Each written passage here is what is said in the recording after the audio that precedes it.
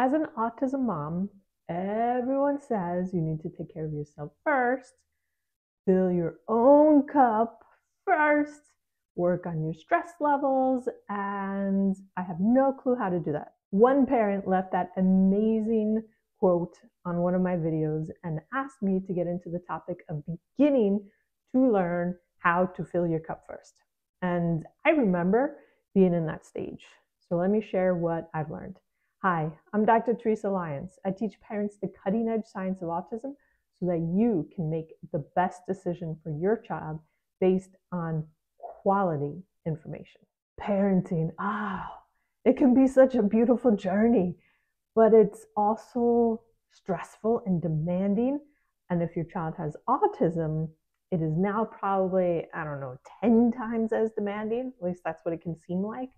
So mentally, spiritually, physically, there's so many demands. Now, before autism, there was that typical juggling act of work and relationships and kids and responsibilities, the house and cooking and all of that. Back then, it was very easy for us to forget about ourselves, but we could kind of get away with it. Now, let's think about your life since the autism diagnosis. So the stress of finding a doctor to get the diagnosis, maybe being on a wait list. Then once you get the diagnosis, you had to get an IEP and work with the school team and create a team and learn what PT, OT, ABA, and all these other terms are. So big stress comes from wondering, are you doing things right? Maybe stress is also coming from also wondering and worrying if you missed something. And maybe that kind of drives you to constantly do research on the internet and speaking to people. And so maybe you sleep a little less, or you research at lunchtime, so you skip eating. Then let's not forget about the demands from your child themselves. Maybe they're not sleeping, and so that adds to the stress for everybody. Maybe school is not going well, and school constantly calls you to pick up your child. Then maybe work starts getting more stressful because you're constantly pulled away to handle situations at school with your child. I'm sure you can see that this person that I'm talking about is now under this tremendous amount of stress.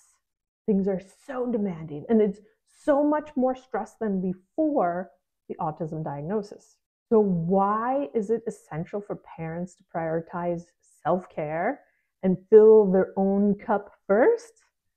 Well, it's simple. You can't pour from an empty cup. Imagine trying to give all to your family when you're running on fumes. I'm sure, I know I've tried it, I've done it.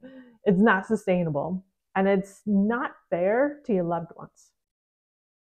Think of yourself as that cup. When you're empty, you have nothing to give. Taking the time to replenish and recharge, it isn't selfish. It's actually a necessity. When you prioritize self-care, you're ensuring that you have the physical, emotional, mental energy to be the best parent you can be. And I know you want to be a good parent. Now, when I first was thinking about self-care and autism, and I was thinking expensive massages, and you have to block off all this time, and I was like, who has time for that?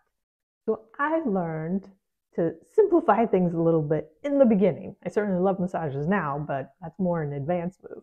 So going for a walk, reading a book, calling a friend, having a laugh, simply enjoying a quiet moment with a cup of coffee. Those are the kinds of things to do in the beginning that can help you recharge and start filling up your own cup. Make a list of what fills your cup. That's critical. Because when you're stressed out, that's not the time to think and come up with these good ideas. You want to just be like, I'm stressed.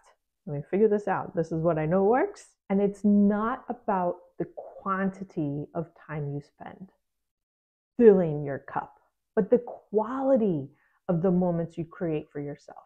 Now let's talk about the benefits. Why are we doing this? Why are we doing self-care? Why do we want this full cup? When you prioritize self-care, you're not just benefiting yourself.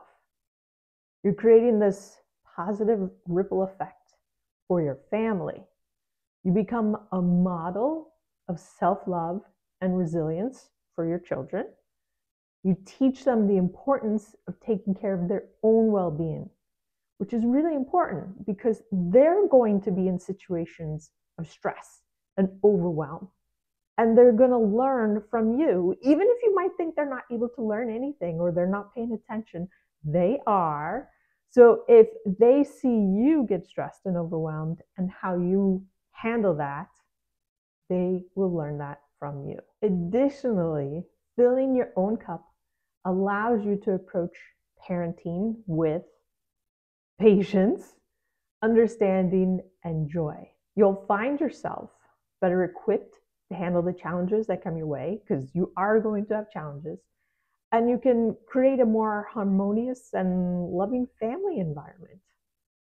As a parent, you can get more done by filling your cup first. Does that make sense? Hopefully. It's something that it becomes a practice. So you just start with these small steps, and then you can see how much of a better parent you are when you have that patience. And where do you get that patience? From recharging yourself. That's the whole key. And you've got to start small, build it up in a practice.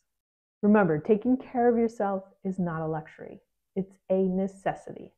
So fill your own cup first. When you do that, you are ensuring that you have an abundance to share with the people that matter most to you, your family, your child. I really appreciate that mom leaving that great comment. Don't forget to like, subscribe, and share if you found this to be helpful.